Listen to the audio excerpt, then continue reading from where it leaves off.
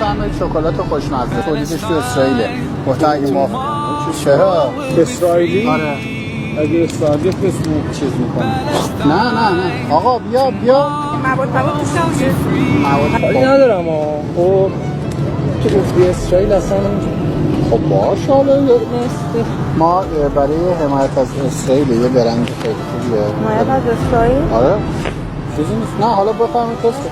آها مردم مظلوم نیستن. اصلا نیست.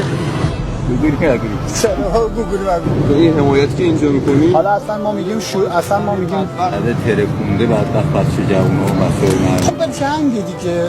عین مثلا تو این نون اصلا حلاله میبری خونه مگه ندیدی تو حالا مثلا اون چه دوشه داری من 50 تومن حالا برای خوردنش حداقل